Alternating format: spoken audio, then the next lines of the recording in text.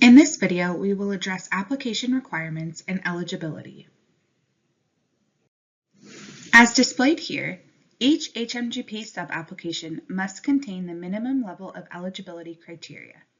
The items that are needed to be considered for eligibility include a detailed scope of work, a project schedule, a complete cost estimate, a FEMA-approved benefit cost analysis, adequate documentation of the non-federal cost share component, environmental and historic preservation compliance, completed and required FEMA forms, and all additional backup documentation. Now we will take a closer look at each of the application criteria. First is the scope of work. While considering a project for program eligibility, it is important to provide a complete and detailed scope of work narrative to help others understand your proposed project. The following questions should be considered when developing a scope of work. Why should this mitigation activity be completed? Who will the mitigation activity benefit and/or impact? How is the project technically feasible? Will the project address the hazards identified? When will the mitigation activity take place? And who and how will the long-term maintenance be performed? The scope of work should describe the proposed approach, outcomes, level of effort, and a description of how the outcomes will be achieved. Next is the project schedule.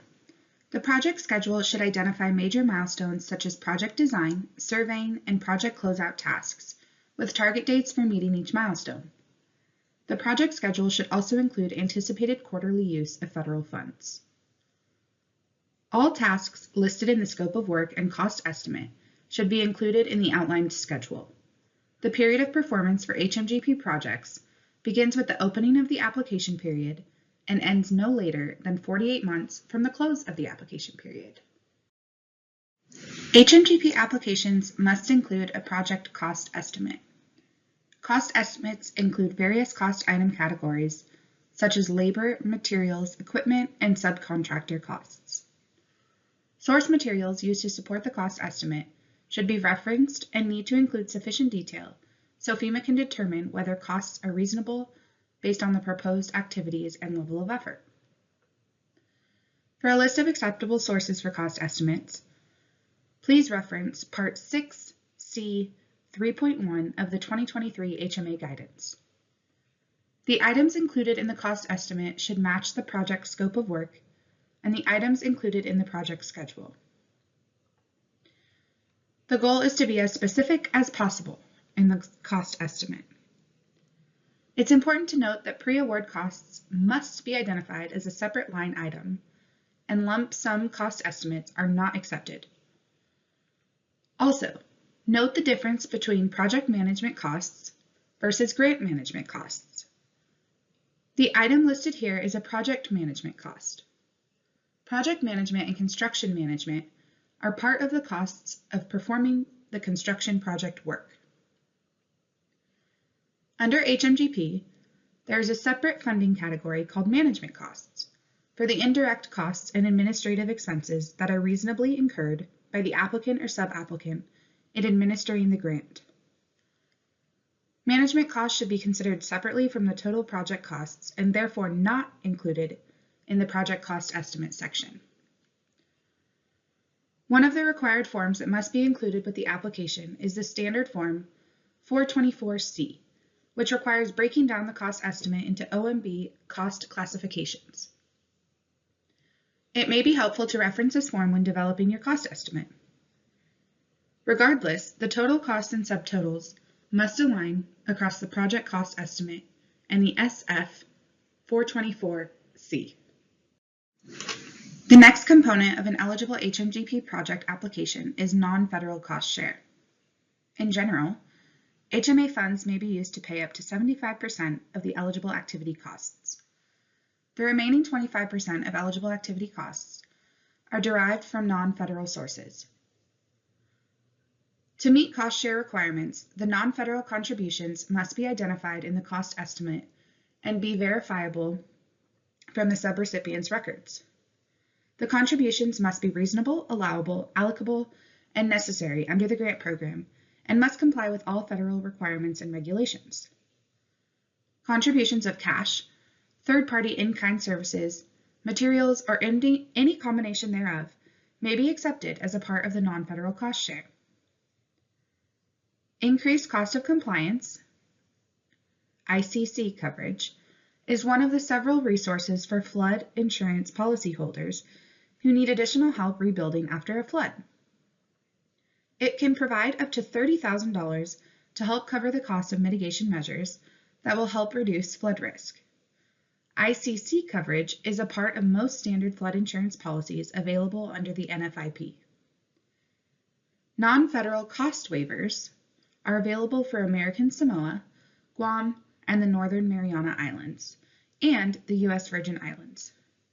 You can refer to the HMA Cost Share Guide and the HMA Guidance for additional information on federal and non-federal cost share requirements.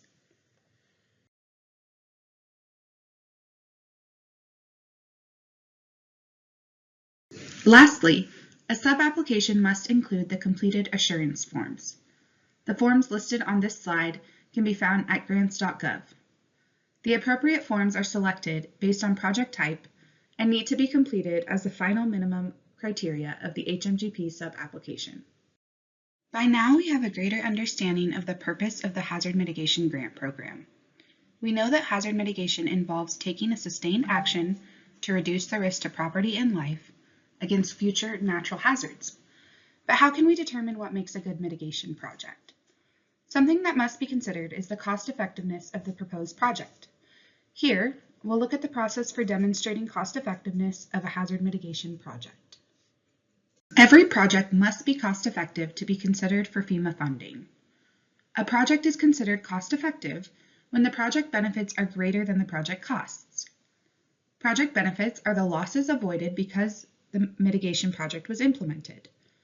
This requires considering the expected damages before mitigation and comparing these to the anticipated residual damages that could still occur after mitigation. FEMA has two main approaches for determining the cost effectiveness of a project. One, using one of the FEMA approved pre-calculated benefits, which does not require a traditional BCA. Or two, using the FEMA approved BCA toolkit, which is a method that quantifies the benefits of a mitigation project and compares this value to its costs. First, we will talk about the FEMA-approved pre-calculated benefits. This cost-effectiveness approach is only available for mitigation activities that meet specific criteria. Then, we will dive into the FEMA BCA toolkit. As shown here, FEMA has developed pre-calculated benefits for 7 mitigation project activities. That means for these 7 mitigation project activities, a FEMA BCA does not need to be completed. FEMA is continually adding new types of pre-calculated benefits and evaluating existing benefit numbers to verify accuracy. Refer to the project type specific pre-calculated guidance or memorandum because the information and criteria can change. For example, pre-calculated benefits of acquisition and elevation projects were updated to account for inflation and may be updated again in the future. A pre-calculated benefit for generators for hospitals was developed and became effective on September 30th of 2021. However, keep in mind that this memorandum only applies to generator projects in hospitals with emergency departments. FEMA's website provides additional information and guidance on applying pre-calculated benefits to your mitigation project. The second approach to determine cost effectiveness of a project is to use the FEMA Benefit Cost Analysis Tool, also known as the BCA Toolkit. If your project does not meet the criteria for pre-calculated benefits, you are required to demonstrate cost effectiveness using the FEMA BCA Toolkit. The purpose of the BCA is to evaluate and compare the project damages before and after mitigation to determine if a project is a good use of federal funds. The benefit cost ratio, or BCR, must be greater than or equal to 1 for the project to be considered cost effective. The FEMA BCA Toolkit can be downloaded from FEMA's website. BCA trainings and the FEMA BCA helpline are available to provide assistance regarding using the BCA Toolkit. The helpline's hours are 9 a.m. to 5 p.m. Eastern, Monday through Friday. When submitting your BCA files, include both a PDF and Excel version of your BCA. All backup documentation for the BCA should be provided to confirm the inputs.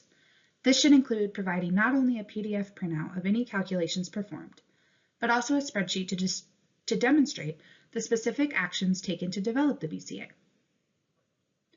Please note that the BCA Toolkit can be accessed online via Microsoft Excel. In this next additional guidance section, we will highlight available tools that may help navigating the Hazard Mitigation Grant Program. FEMA's Mitigation Division has developed application support materials to help streamline application submittal and review. The application support materials are available to better support communities and provide detailed information on how to submit and complete an eligible application for funding. The materials cover 13 of the most requested HMGP project types. The goal of the application support materials is to reduce barriers that prevent some communities from applying to the grant program. Each project type includes an overview of the requirements, guidance on submitting a complete application, and job aids on technical reviews and environmental and historic preservation reviews. There are also job aids available for different project types that can assist with the environmental and historic preservation review and the technical feasibility review. For example, certain project types will need to comply with the Federal Flood Risk Management Standard. The job aids speak to these kinds of technical requirements and provide additional resources for further information. Project types with currently available application support materials are listed in the columns on this slide.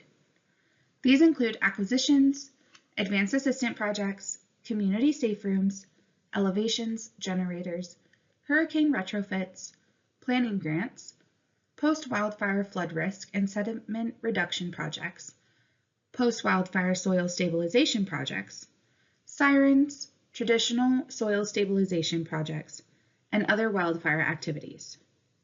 More application support materials will be developed for additional project types in the near future. Now we'll recap what's been covered in this video. We walked through the required components of an HMGP application, noting where there are project eligibility criteria. We also walked through the scope of work, project schedule, cost estimate, cost effectiveness, cost share requirements, environmental and historic preservation considerations, and additional required forms.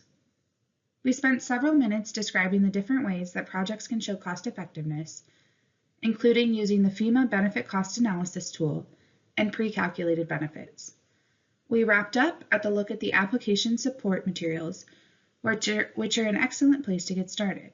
These are currently available for 13 project types, with more on the way. Here, we have listed some resources that relate to the items discussed today and could be helpful to viewers, including a link to the application support materials. We hope you enjoyed this video.